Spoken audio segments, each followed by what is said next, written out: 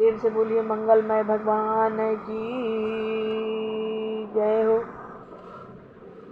जय जय भगवान विष्णु की जय हो। जय जय मायापति की जय हो। सुखदेव जी बोले, ये राजा परीक्षित,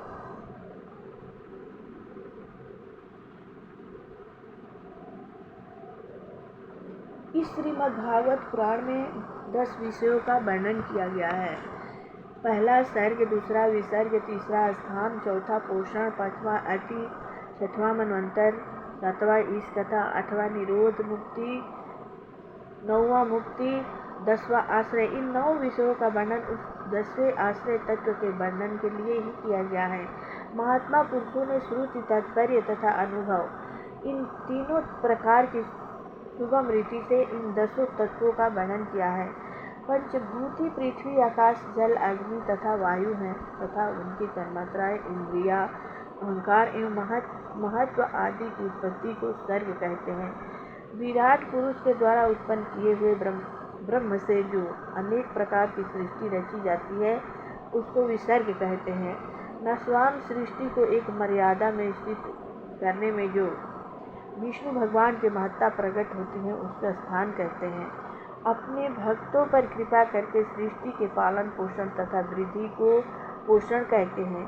शुद्ध धर्म के अनुष्ठान तथा प्रजा पालन आदि कर्म जो मनमंत्रों के अधिष्ठाता करते हैं उसको मनवंतर कहते हैं। प्राणी अपनी वासनाओं से जो कर्म बंधन में बंधते हैं वे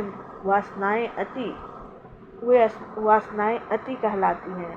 भगवान के अवतारों की कथाएं तथा उनके भक्तों के चरित्र इस कथा कहलाती हैं। प्रलय काल के पश्चात जब भगवान अपनी योग निद्रा स्वीकार करते समय संपूर्ण जीवों को तथा सृष्टि के संपूर्ण तत्वों को अपने में लीन कर लेते हैं उसको निरोध तत्व कहते हैं।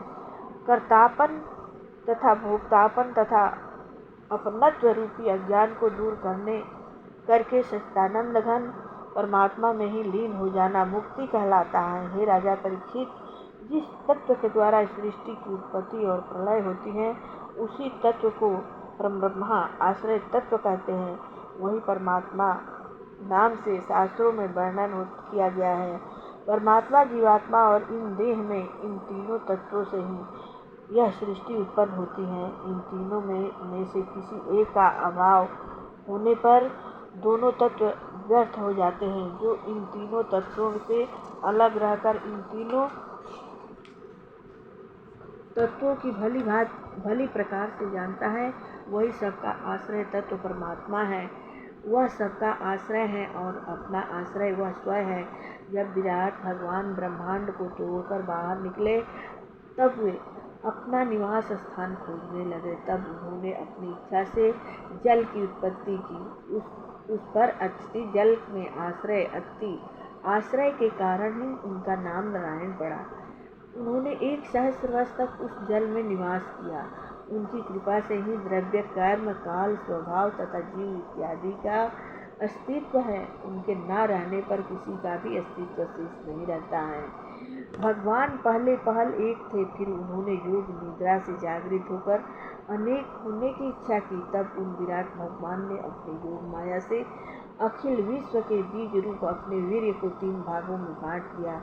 एक अधिदैव, दूसरा अध्यात्म और तीसरा अधिभूत। विराट भगवान के हिलने डुलने से उनके अंतर्गत स्थित आकाश तत्व द्वारा इंद्रिय बल, मनोबल और शरीर बल उत्पन्न हुआ। इन तीनों बलों से प्राणवायु उत्पन्न हुआ। इस प्राणवायु से ही शरीर में इंद्रियां कार्य करती हैं। जब विराट भगवान की प्राणवायु तीव्र गति से चलने लगी तब उन्हें तृष्णा क्षुधा प्रतीत होने लगी। खाने पीने की इच्छा होते ही सर्वप्रथम उन विराट भगवान का मुख खुला। इस मुख इंद्रिय के खुलने पर रसना उत्पन्न हुई और उससे अनेक रस उत्पन्न हुआ। जब विराट भगवान के बोलने की इच्छा हुई तब वाक इंद्रिय प्रकट हुई और उसका देवता अग्नि और बोलना प्रकट हुए। सांस के आने जाने से नासिका छिद्र खुलने से सूंघने की इंद्रिय उत्पन्न हुई जिसे घ्राण इंद्रिया कहते हैं। उससे वायु देवता प्रकट हुआ। जब विराट भगवान की इच्छा देखने की हुई तब नेत्र खुल गए और उनका देवता सूर्य तथा नेत्र इंद्रिय प्रकट हुई। जब विराट भगवान जल में शयन कर रहे थे तब वेदों की श्रुतियाँ उनकी स्तुति करने लगी। उनके श्रवण करने से की इच्छा से उनके श्रवण खुल गए। उनका देवता दिशाएं और श्रवण इंद्रिय प्रकट हुई। जब उन्हें स्पर्श करने की इच्छा हुई तब शरीर पर चर्म उत्पन्न हुआ, उस चर्म पर रोम उत्पन्न हुए। जब उन्हें कर्म करने की इच्छा हुआ तब हाथ उत्पन्न हुए। जब उनके चलने की इच्छा हुई तब उनके पैर उत्पन्न हुए और अनेक अधिष्ठाता देवता उत्पन्न हुए। जब उनकी इच्छा सृष्टि रचने की हुई तब वीर्य उत्पन्न हुआ और उनके अधिष्ठाता देवता तथा लिंग उत्पन्न हुए। जब उन्हें मल त्याग की इच्छा हुई तो बुधा द्वारा और उनके अन्य देवता उत्पन्न हुए। जब उनकी इच्छा एक शरीर से दूसरे शरीर में प्रवेश करने की हुई तब नाभि उत्पन्न हुई, उसका देवता अपान और मृत्यु उत्पन्न हुए। जब उन्हें अन्न जल आदि के ग्रहण करने की इच्छा उत्पन्न हुई तब आंतें नाड़ियाँ तथा कोख आदि उत्पन्न हुए। फिर मन और बुद्धि उत्पन्न हुई। मन का देवता चंद्रमा उत्पन्न हुआ। पृथ्वी जब और तेज से उनके शरीर में त्वचा चर्म मांस रुधिर मेदा मजा तथा अस्थि ये सातों धातुएं उत्पन्न हुई। आकाश जल तथा वायु तत्व से प्राण उत्पन्न हुए। इन संपूर्ण इंद्रियों की उत्पत्ति का कारण अहंकार है तथा मन से संपूर्ण विकार उत्पन्न होते हैं और बुद्धि से ज्ञान उत्पन्न होता है। श्री सुखदेव जी बोले, राजा परीक्षित, मैंने तुम्हें विराट भगवान के इस स्थूल शरीर का वर्णन सुनाया है। यह स्थूल रूप पृथ्वी जल अग्नि वायु आकाश 5 तत्व अहंकार महत्व तथा प्रकृति इन 8 आवरणों से ढका हुआ है। इस स्थूल शरीर से परे भगवान का सूक्ष्म रूप है। यह स्वरूप नित्य आदि मध्य अंत से रहित तथा निर्विशेष और अव्यक्त है। वहाँ तक मन और वाणी भी नहीं पहुँच सकते हैं। हे राजा परीक्षित, भगवान के इस स्थूल और सूक्ष्म जिसे व्यक्त और अव्यक्त कहते हैं अपनी माया शक्ति से प्रकाशित होते हैं। अतः परमात्मा के वास्तविक स्वरूप को जानने के लिए योगीजन इन दोनों में से किसी भी स्वरूप को ग्रहण नहीं करते हैं। भगवान अपनी माया से ही विराट और सूक्ष्म रूप धारण करते हैं और चर अचर तथा जरायुज अंडज स्वेदज और उद्भिज सृष्टि को उत्पन्न करते हैं। यह संपूर्ण प्रजापति पितर देवता राक्षस प्रेत भूत पिशाच आदि सब उन्हीं का रूप है। हे राजा परीक्षित, भागवत तत्व को जानने वाले ज्ञानियों ने भगवान के स्वरूप का वर्णन इसी बात किया है, किंतु तत्वज्ञानी पुरुषों को भगवान के सृष्टि करने वाले पालन तथा प्रलय करने वाले रूपों का ही केवल दर्शन नहीं करना चाहिए, क्योंकि वे भगवान इन प्रकृति और प्राकृतिक रूपों से परे भी है। इस स्थूल स्वरूप का वर्णन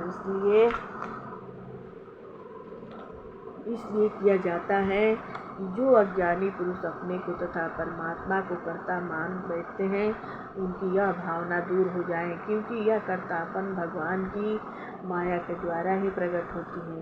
वे शुद्ध स्वरूप भगवान उस माया से भी परे हैं। वे जितने अवतार रूप और अपने स्थूल शरीर को धारण करते हैं वह सब माया तक ही सीमित है, किंतु वे माया से परे होने के कारण सबसे परे हैं। उनका ब्रह्म स्वरूप दूसरा ही है, जिनकी खोज तत्वज्ञानी और योगी जन करते हैं। सृष्टि की रचना क्रम सब कल्पों में एक ही सी है।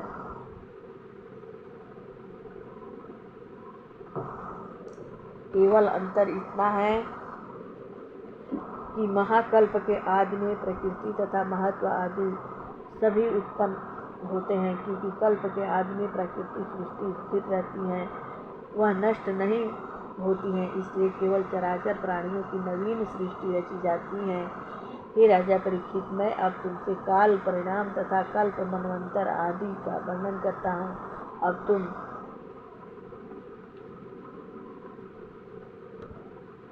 तुम सुनो। सौनक जी बोले, हे सुत जी, आप हमें यह बताइए कि विदुर जी और मैत्रेय जी का क्या संवाद हुआ तथा मैत्रेय जी ने किस तत्व का वर्णन किया। सुत जी बोले, हे सौनक जी, जो प्रश्न आपने किया है वही प्रश्न राजा परीक्षित ने भी श्री सुखदेव जी से किया था तब उन्होंने जो उत्तर राजा परीक्षित को दिया था वही मैं आपके सम्मुख वर्णन करता हूँ। आप लोग ध्यानपूर्वक सुनिए। प्रेम से बोलिए मंगलमय भगवान की जय। जय जय राम कथा, जय श्री कृष्ण कथा। जय जय जिसे श्रवण कर मिट जाता है जन्म जन्म का व्यथा हो। जय जय राम कथा, जय श्री कृष्ण। प्रेम से बोलिए मंगलमय भगवान की जय।